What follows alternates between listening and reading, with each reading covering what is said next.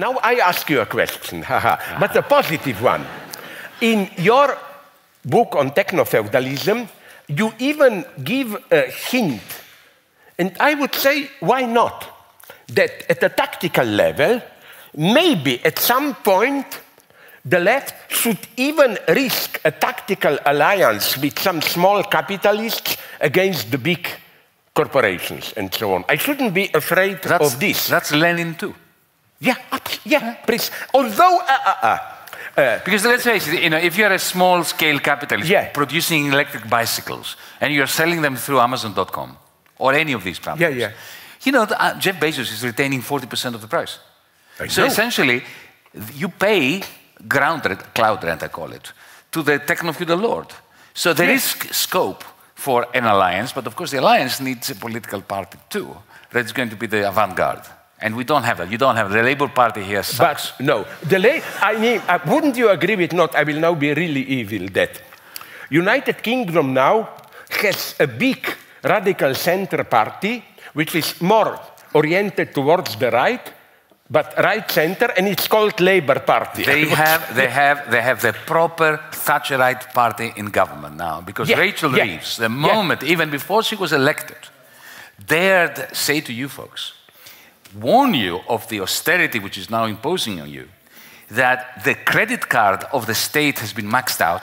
Bring George Osborne back. I mean, he was saying it in a much, much more eloquent manner because he's more educated than Rachel Reeves is. So now you have the proper Tory party in power, dressed in red. Yeah. This is why, would you agree or not, another crucial point, political,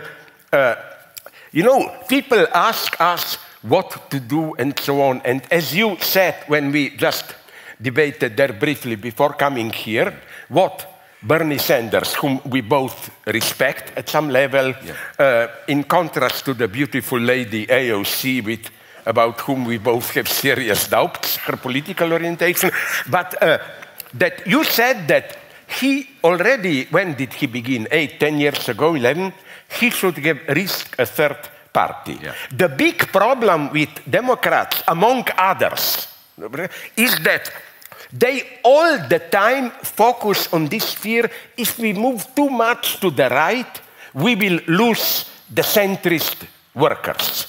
But I think... To the left, you mean? If we move too much to the left. To the left, we will lose. But Bernie already, 15 years or how much ago, gave a proper answer to this. I found it ingenious. He said, no, our target should not be this center. Our target should be those poor white people who otherwise vote for Trump today. And he proved that this can work in Vermont. Who are his voters? Those poor small farmers. But to make the basic point, that's important. Don't you think that now, when we have this nightmare in power, the solution should not be what radical, liberal, moderate, they think they are not center, leftist center, try to convince us, now we have all to stick together. No, now it's the time to risk a third party, which a genuine leftist party, which simply says openly what it has to be done. We can go later into this communism and so on, because I think that, again, the genius of Bernie was that already at that point, again, he said our target should be those who otherwise vote for Trump, and Trump is, as you wrote about it, is literally getting strength from this gap, because he literally addresses, he is not only anti-immigrant, his anti-immigrant stance is at the same time sustained by a pseudo, not leftist, but sympathy with ordinary working people and so on and so on. So would you agree or not that, of course, strategically, let's say we have two blocks, radical center and whatever it will be, new left. Now, I don't a priori exclude partial collaborations, like if there is a law proposed by conservatives against abortion or LGBT, whatever, no problem. we go together with them. But we must make our position clear, the left. Or do you see a problem here? I see no problem with this whatsoever. And Bernie Sanders had the right instinct when he was saying that more than 50% of Americans live paycheck to paycheck. In a country where if you fall ill, you become bankrupt and you fall out of the point of view of society. You become completely marginalized. You become a non-person. Yeah. And therefore, the majoritarian views within society, because let's face it, we leftists are in the majority when it comes to our position. If you were to go out there, here in Britain, and you were to say to people, what do you prefer? 300 billion to be spent on nuclear submarines that we can't even use because we don't have the keys. The Americans have not passed them on to us, from whom we have bought the nuclear submarines. Or should we put them in, social housing, so that we ameliorate the fact that, young people cannot afford to buy a house or to rent a house even. 80%, deep down, they will say, of course, the nuclear submarines are a waste of time, especially if we don't have the keys to them. And if one question after the other, our positions are majoritarian, and yet the center-left parties never adopt them. Yeah. Never adopt them. And that's where Trump enters. They are thinking that if they become like the right, but the right that is light, racist light, pro-capitalist light, that it doesn't work. And Margaret Thatcher was the one that answered the question. Because I remember she was being interviewed in 1996, just before Tony Blair was elected. And the interviewer, BBC interviewer I think it was, said to her, "But Mrs. Thatcher, why don't you like this young man, Tony Blair? He has copied everything you've ever done. And he's adopted completely your ideology." She said, "Yeah, this was my greatest success in my career because he turned the Labour Party into a version of the Tory Party." And then she continued and said, "But if you're going to vote for the Tory Party, why not vote for the actual one?" And this is why, the centre-left loses time after time after time. So Bernie Sanders, I understand why if you are in the Labour Party now, you're John McDonnell, you haven't been thrown out yet, as Jeremy was, why you're not going against the grain of the awful first-past-the-post system, which will condemn you to effectively ruin, even if you get 20% of the people.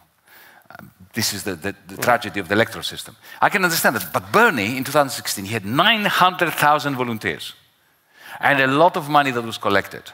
The nomination was stolen from him in a criminal fashion by the DNC and the Hillary Clinton, and he comes out and supports Hillary Clinton.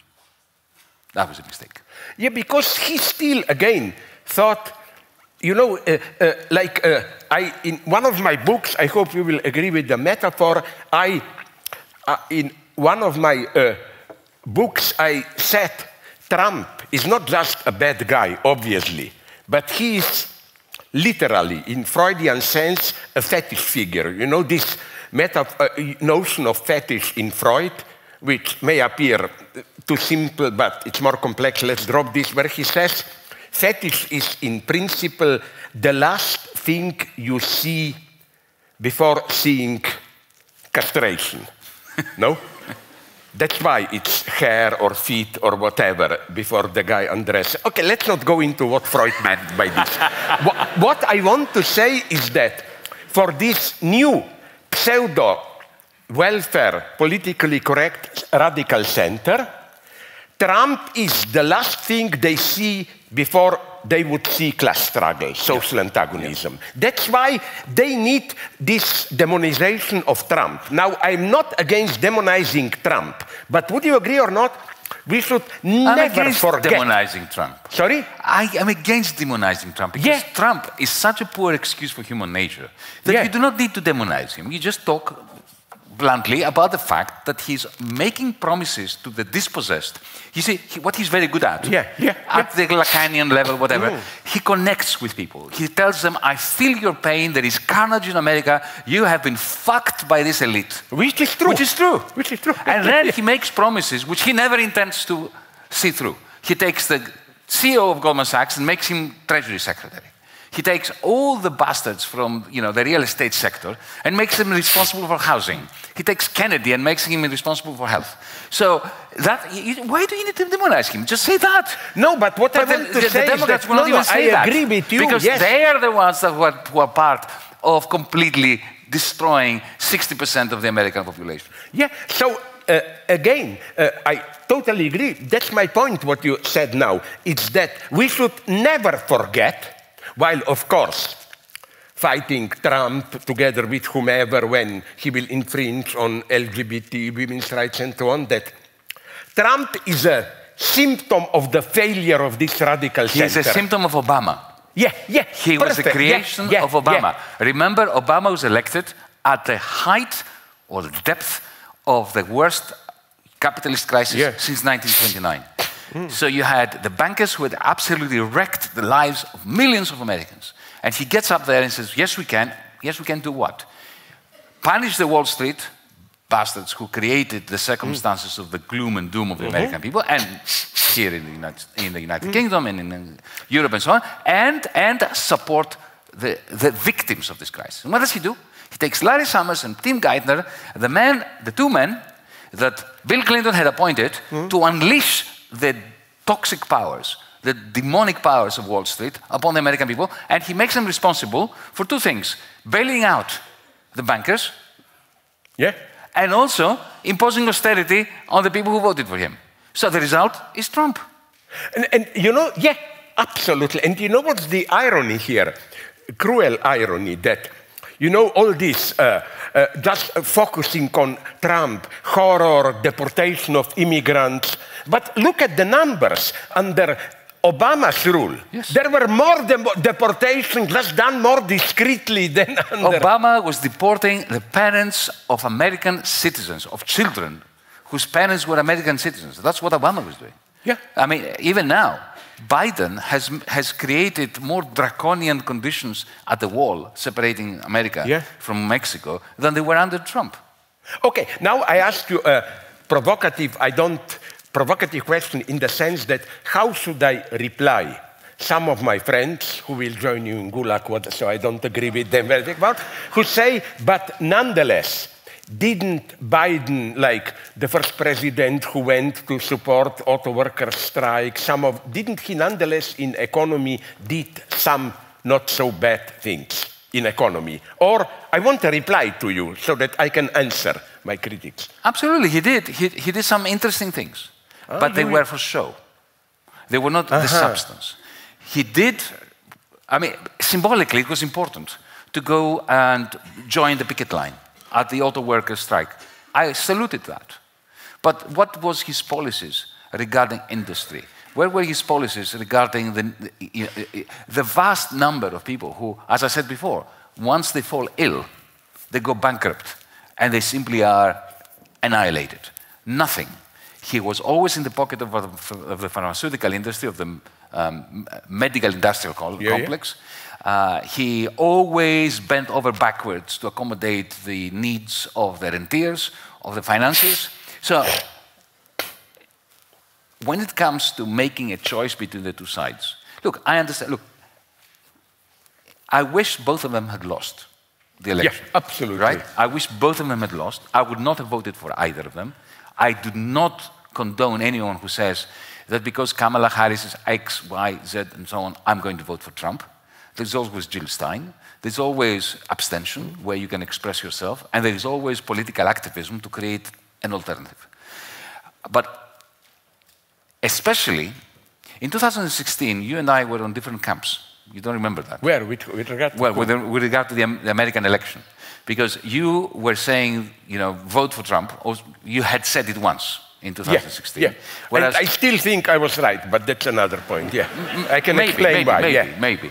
But Noam Chomsky and I were on stage at the New York Public Library, and somebody asked us, and we said, both of them, we were not coordinated. We said, if you are in a safe seat, in a safe constituency, vote for Jill Stein, vote for the third party.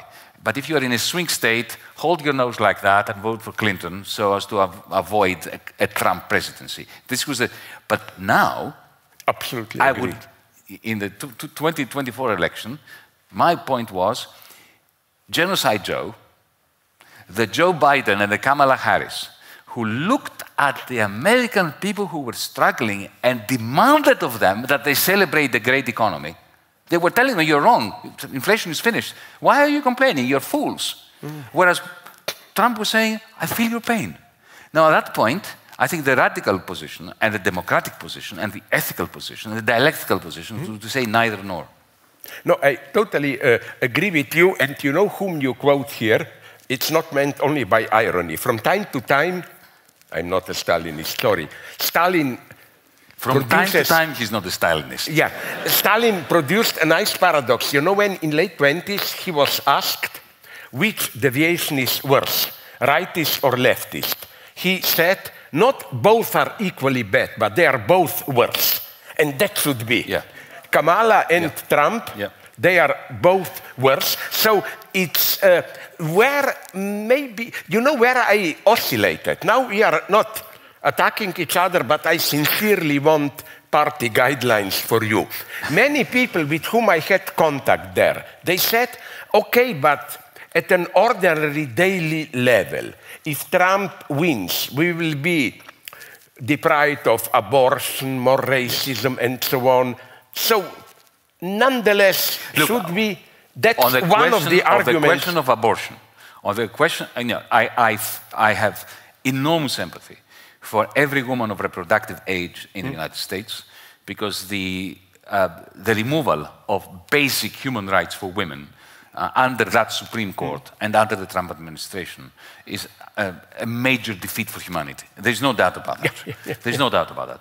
But we cannot think on a single issue. Kamala Harris, in my view, because she simply would not be in control of her own government, it would be the neocons behind, would be a clear and present threat to world peace. The Democrats, they have never seen, the people who are amongst the cabal that is ruling the Democratic Party now, and they're neocons, you know, the Cheneys and the Wolfowiczes have moved from the Republican Party and they were the Democratic Party. These people have never seen a war they don't like. And I very much fear, however mad and sad and bad Trump is, that under the Democrats, the rest of the world would be in much greater peril under the Democrats. I tend to agree with you, and I will give you a proof. No way in whatever we can make, in whatever way we can make fun of Trump and so on. But sorry, although it failed, by simply contacting Kim Jong-un, North Korea, the tension was eased. Trump did a surprising thing. You remember when there was tension in Korea, the true madman, who is now, of course, on the Democratic side, John Bolton, of course, wanted, we sent 2,000, and Trump fired him, said, no, I don't want world war, and so on. Not only that, he stopped the US Air Force. The planes were in the sky about to bomb Tehran, and Trump woke up in the middle of the night and stopped that. My great fear is that he may not prevent a clash between the United States armed forces and the Chinese ones. That because the whole of the American system, even those who disagree with the persecution of the Ukrainian war, even those who disagree with the continuing genocide in Palestine, by the way, it is remiss of us not to have mentioned the genocide in Palestine, which is unfolding as we speak, with whole people being pulverized. Even those people, they are gung-ho about a possible confrontation, even a military one with China. And that is completely bipartisan in the United States. That's a great, clear and present danger. But let me because we can talk about Trump forever. I don't think he deserves it. Listen, this will interest you. I'm sorry.